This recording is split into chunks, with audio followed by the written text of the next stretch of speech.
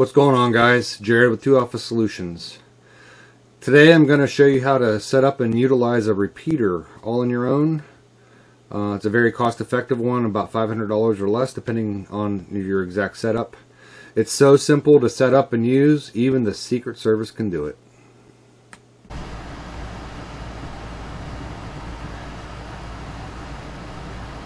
Alright guys, so what we're going to need, the basic things that you're going to need is you're going to need 2 portable radios, and then you're going to need a dual band, at least a dual band radio that is capable of cross band repeat. Those are your minimum requirements to get this repeater to work. So basically what this is a cross band repeater. So you're going to transmit on one band, on VHF or UHF, doesn't matter.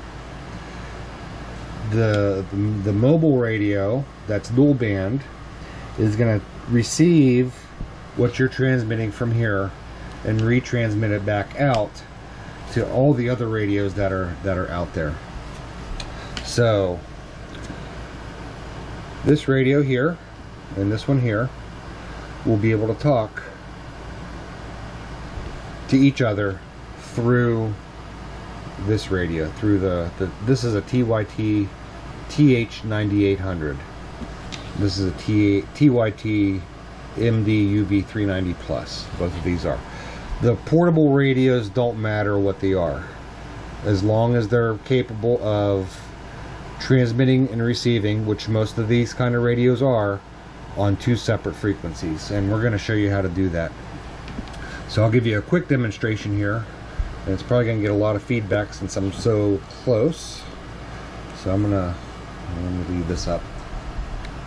So I'm gonna put this radio in crossband repeat mode. So it's probably it's probably pretty close in menu number here. So we're gonna hit this menu button right here, and you're gonna go to menu number 35. And it's already there, so it's going to say X-RPT. That means crossband repeat. So once that menu comes up, and you can change these menus, there's what, 42 of them. So you're going to scroll all the way around. These are all your different menu settings. What was it, 32 or 35? I don't remember now. Yep, 35, right there. So when that shows up, select menu number 35, crossband repeat, hit start, hit it again, and now we should be in crossband repeat. Yep.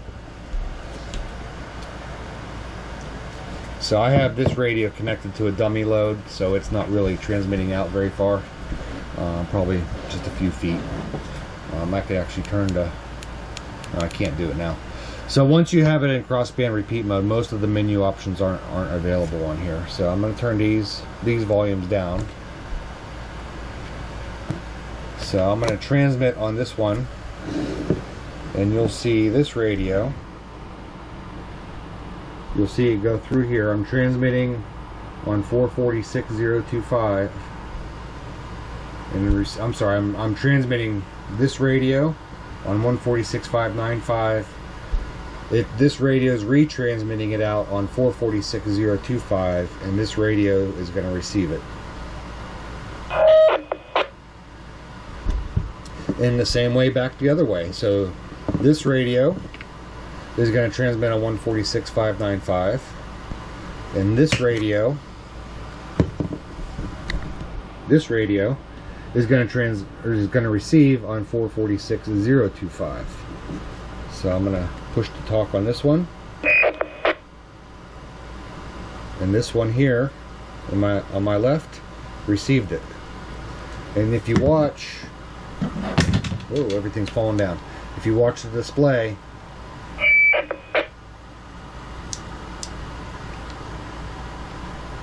you can see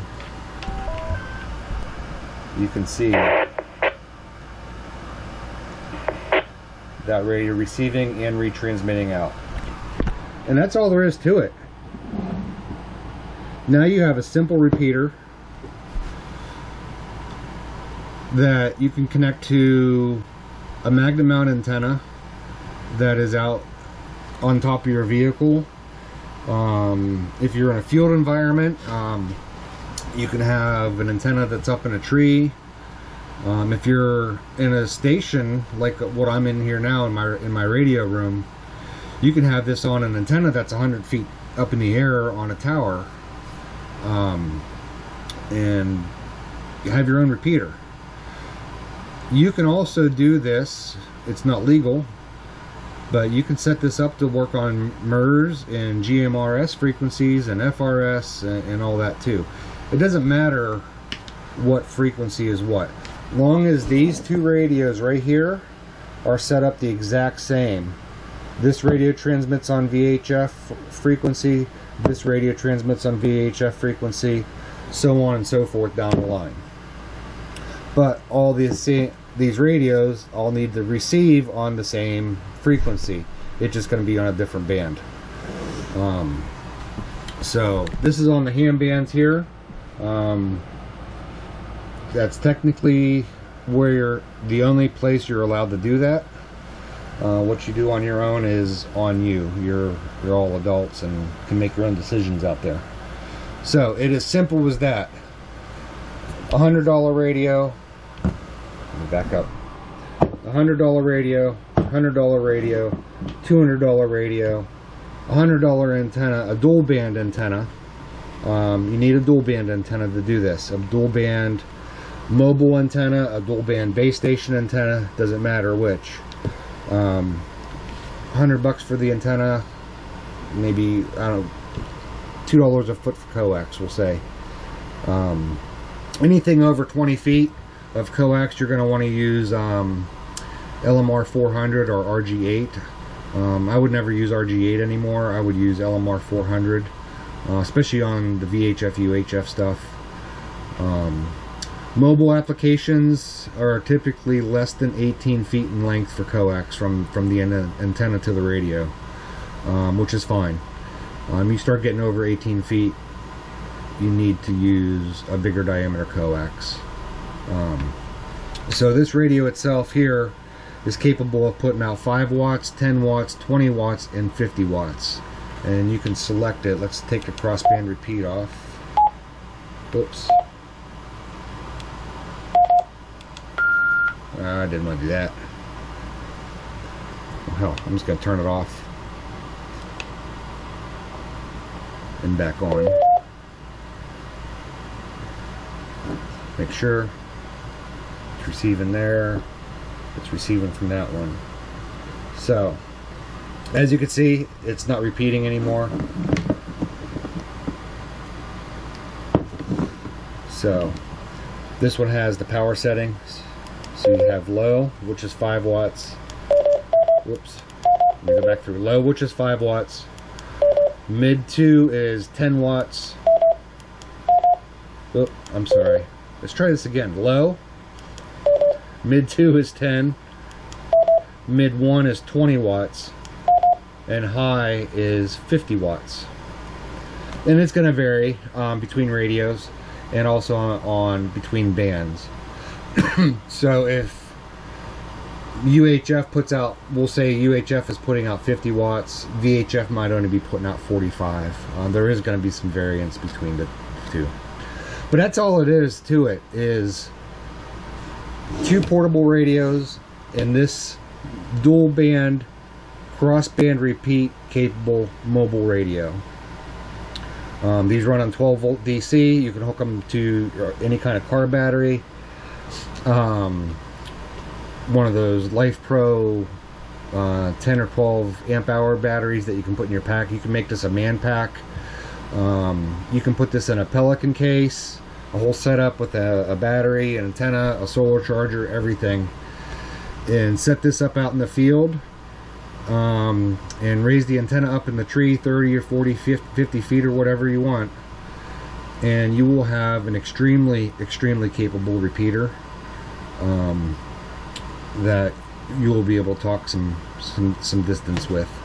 It's a lot better than these GMRS repeaters that you can get that are only 10 watts.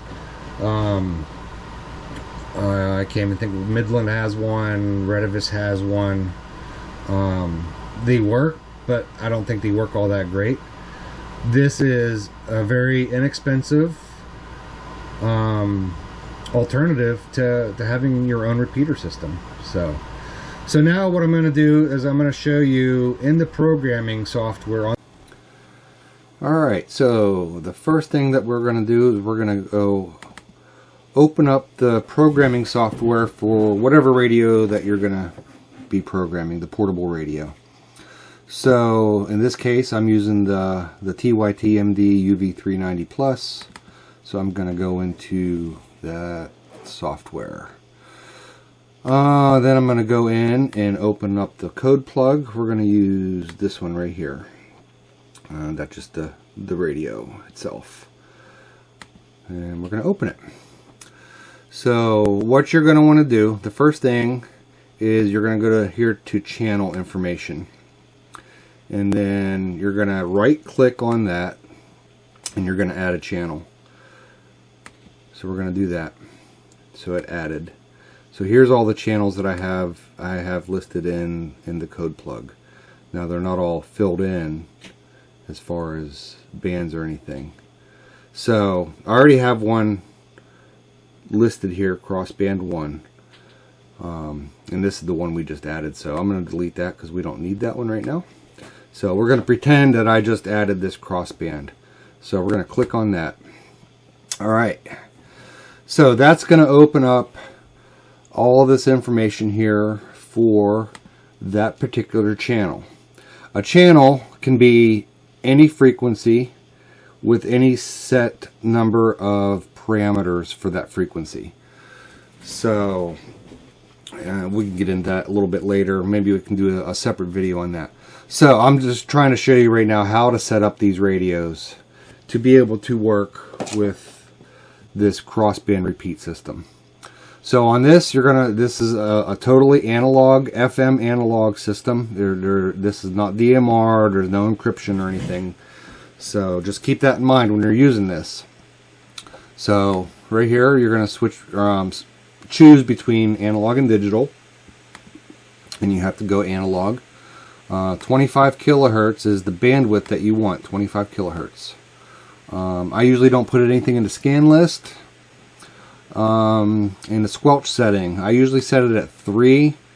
If you set it lower than that, don't ever set it at 0 because that'll probably be open squelch. I usually set it at 3. That way if there's any low level interference around you, that it's not going to break your squelch and do that chatter static type stuff. Reference frequency, don't worry about that. Timeout timer. So this is going to be kind of important, especially on this crossband repeat, because you're going to have 100% duty cycle on that dual band crossband repeat radio. Typically it's only a 50% duty cycle per radio, but since you're talking back and forth through that radio, it's going to be 100%. So I set it at 60 seconds. That way it'll at least give the mobile radio a little bit of a break, because they do get hot, they do pull a lot of power. Timeout timer rekey delay. So what that is, I just have it set at 0 so there's no delay. But if you hit your 60 seconds in your transmission, which you shouldn't be talking more than 60 seconds anyhow, the portable radio that you're using will shut off. It'll stop transmitting no matter what you're saying. So you could be in mid-sentence at 60 seconds. Your portable is going to stop transmitting until you release the PTT key and rekey it. I have it set to when I rekey it, it'll automatically start transmitting again. And you could set it for however many seconds you want it to, up to 255 seconds, so a couple minutes. But I wouldn't do that. So I always have my portable set on high power, like as a default. I also have the radio set up to where one of the side buttons, on a long press of a side button, I can change the power setting. And this one has 4 No, it has 3. I'm sorry. It has high, middle, and low. So probably 1 watt. Middle is probably 5 watts, and high is probably 10 watts. I'm guessing, or close to those numbers. So here you're going to want to name your channel. So we're going to name it Crossband 1. They only give you so many characters, so sometimes you have to abbreviate a little bit. So this is the important part right here. This is your receive frequency. The receive frequency is typically the frequency that is displayed on the radio that you can see all the time. Some radios, when you hit the transmit button, will show you the transmit frequency depending on how you have it set up. Some won't, so on and so forth. But anyway, it doesn't matter if this is UHF or VHF. Just pick one, and you're going to stick to that band and that frequency for all of the portable radios that you're going to use. And you just don't want to you don't have to limit it to portable radios. You could have other mobile radios out there set up this exact same way. So I could have a couple dudes in a truck with a mobile radio set up just like this. A couple dudes out in the field on portables, a couple teams out on portables, all going through the crossband repeater that you have set up somewhere. It could be set up in a vehicle, it could be set up out in the field, it could be set up out at somebody's home location that has an antenna set up there. But anyway, getting back to the frequency, all the receive frequencies need to be the same. So I picked an amateur radio frequency, a simplex frequency. Try to stick with the simplex frequencies. Don't use repeaters, even like amateur radio repeaters. So I picked the amateur radio simplex frequency UHF of 446,025. So all the radios are all going to receive that frequency. All right, the next one, the transmit frequency. So this one's going to have to be a different band. So this one I have set up for VHF. I picked the VHF amateur radio simplex frequency of 146,595. You can put any frequencies that you want in here. Just backspace it out. Say I can't remember a mirror's frequency offhand. I'm just going to put 151,565. You can make that that frequency. You can make this one up here a GMRS frequency. 656. No, 65. I don't remember them offhand. But you can make those whatever you want them to be. It does not matter. So let's go back and put those to where they were supposed to be. So this was 446.025, and this one was 146.595. So, and I'm going to leave them at that. So there's these other settings. I wouldn't worry about any of that. I don't know about the GPS. I just got these radios here not too long ago, so I don't know how to enable the GPS on them just yet. So I'm working on that. So the other thing you're going to want to do when you are using crossband repeat, you are going to want to use CTCSS Tones. And this is one of those times that you want to use them. Typically, if you're just going simplex to simplex, radio to radio, I typically don't like to use CTCSS Tones. But with the crossband repeat radio, you're going to want to do that. You definitely want the CTCSS Tones. So here we're going to say, let's go through the list here. So these are all CTCSS here. And then after that, it starts to get into your digital code squelch, your DCS tones. So I'm going to pick 88.5. And then you're going to want this one to be 88.5. And you could pick any of them. They just all have to be the same between all the radios. I can't stress that enough. So this is your decode, what you're receiving, your subaudible tone, your CTCSS, and this is your transmitting is encoding, CTCSS. They don't have to be the same this way, but they have to be the same from radio to radio. So if you want your transmit tone to be 159.8, all of the other radios have to have the same transmit tone, because you're going to have to set up the crossband repeater radio with an with a decode of 159.8, and then the encode on the crossband repeat is going to be 88.5. So it's reversed from what you see on this. So I'm going to take this back out just because I don't want to save it as a code plug or anything. Oops. There we go. But yes, so whenever you're using this as a crossband repeater, you need these CTCSS tones. And you need to have it set up on the crossband repeater radio with the CTCSS tones as well. So let's see. So now we're going to go, we have to go into our zones. So here I already have the zone created called crossband repeat zone. So now you can already see it. I'm gonna delete this so I can show you how to add it. So over here, all these channels that you see here are the same channels that you see over on this side. This is just a comprehensive list of channels.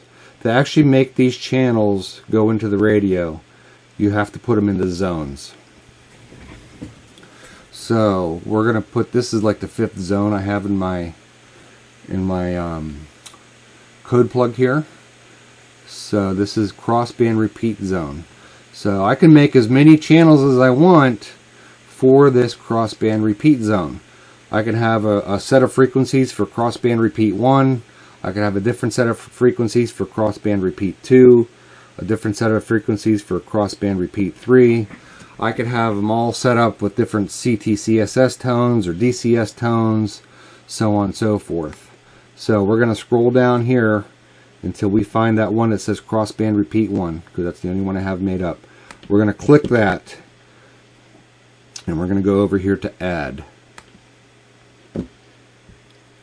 And now it's in your zone. So to get to that on your radio, you have to set your radio up to be able to scroll through these zones that you have set up in your radio. So I have all these channels in my amateur radio zone. Okay, this is zone 1, analog ham radio VHF. So my zone 2, I have 2 amateur radio simplex frequencies for digital, for DMR. So I could probably delete that. I don't have any GMRS in there yet. And then my crossband repeater zone. So there's a difference between zones and channels. A zone is a group of channels. So there it is there. Then after that, once you have that all set up, then you can just go up here and write this code plug, however you have it set up, to that radio. And you have to do this to each radio that you want to have set up on your crossband repeater. Alright guys, so I hope that helps. I hope my explanation was well enough for you guys to understand. I'm definitely not an S2 underground guy that can explain things well, or a tech prepper guy, or a comms channel guy, whatever. All those bigger name guys out there. But I just wanted to show you that it is possible to have lost my train of thought there. That it is possible to have your own repeater set up. I would not leave these repeaters set up all the time. I would, I'm sorry if the air conditioner is a little loud. Hopefully it's not too loud to cover me up. Don't leave these repeaters set up all the time. You're gonna kind of make people mad. And also legally wise, any repeater is legally wise, according to the FCC SWAT team air assault guys. Any repeater is supposed to transmit your call sign every 10 minutes or every hour. I don't remember what it is for repeaters. It might be every 10 minutes. But yeah, repeaters are supposed to transmit a call sign automatically on their own. I believe this TYT can. I don't have it set up for that. But like I said, this is primarily for amateur radio use. You can use it. It is capable of being used on different frequencies. I'll let you take it at that. Like I said before, you're all adults. You're all responsible for your own actions. So, other than that, like I said, I'm not an S2 Underground talking head, and hopefully I explained it well enough. And it's not as hard as you think it is. It's actually pretty simple, especially if you've been dabbling in programming radios a little bit here and there.